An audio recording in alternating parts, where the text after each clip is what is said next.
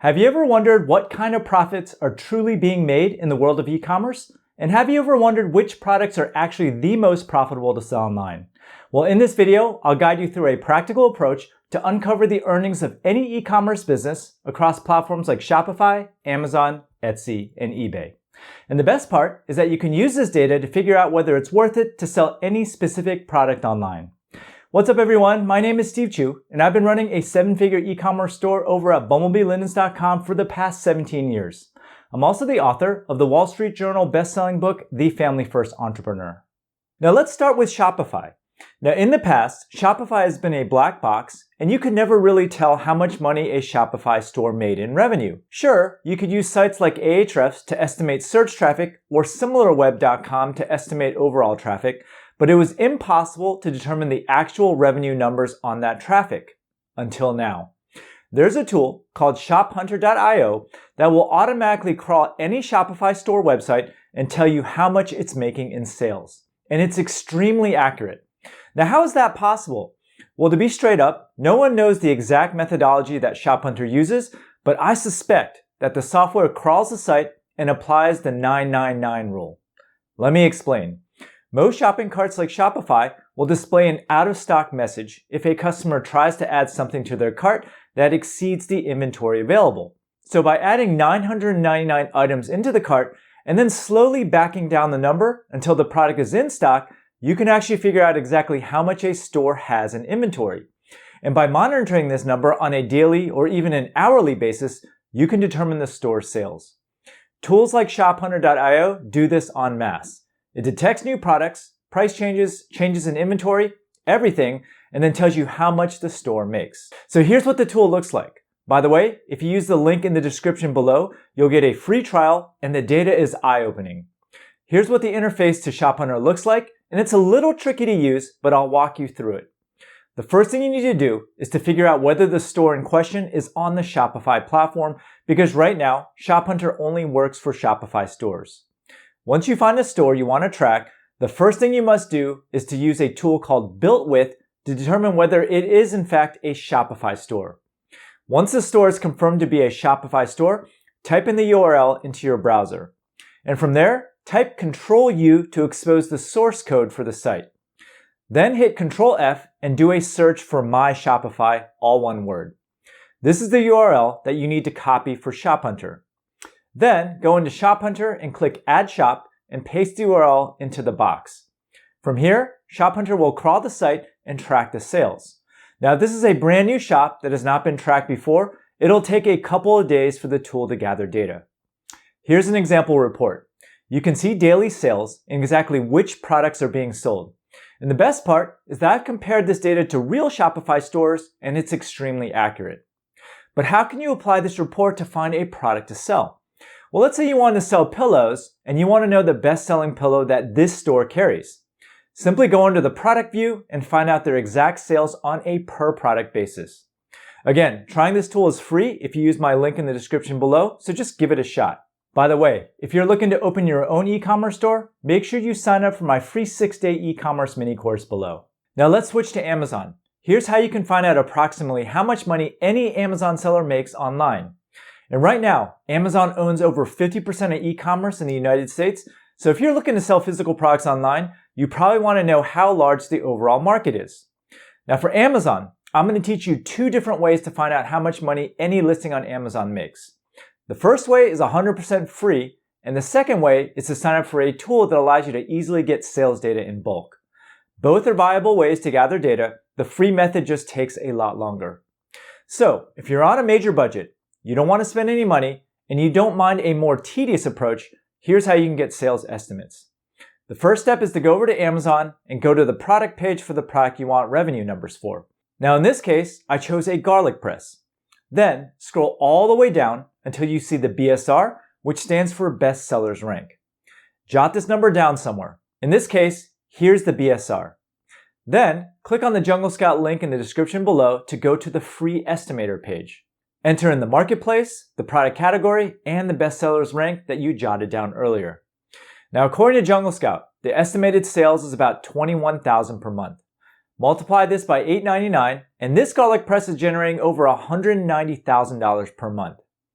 This is the manual way to get sales numbers, and it's easy to calculate for just a couple of products, but any more than a couple, and it's extremely tedious. Now, if you're willing to spend around $60, you can get access to the full suite. For example, you can go to the list of garlic presses on Amazon, hit one button, and all the revenue data and historical data is displayed in a nice table for every single listing. You can also do what is called a reverse lookup, where you tell Jungle Scout to find a product that generates X dollars per month with low competition, and the tool will literally find that product for you. For example, here's what the Jungle Scout Opportunity Finder looks like. Simply check out the categories that you want to sell into.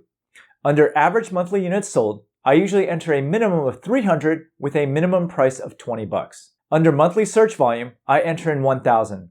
And then I slide the competition slider down to return only very low to medium competition products.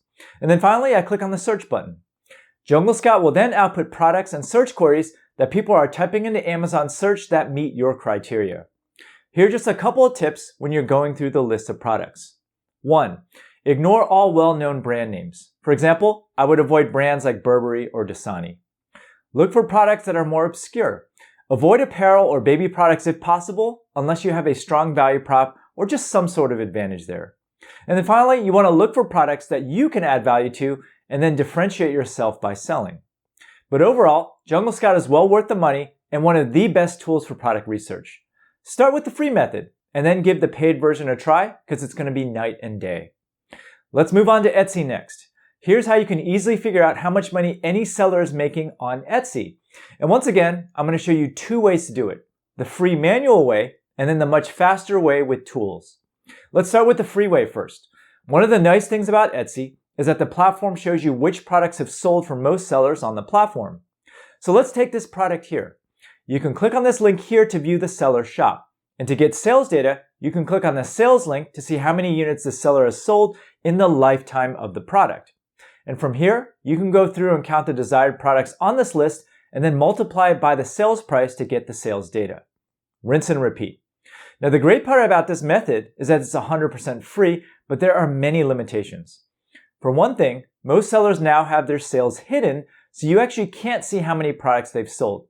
For example, there's no sales link for this particular seller. The second limitation is that you have to manually go through the sales data to count the number of sales for the product that you're looking at. Most Etsy sellers offer multiple products, and it's actually a pain to go through the entire list. And then finally, there are no dates on these sales, so you have no idea what the sales velocity is for the products. Now, it is for these reasons that I use a tool called Everbee for my Etsy product research.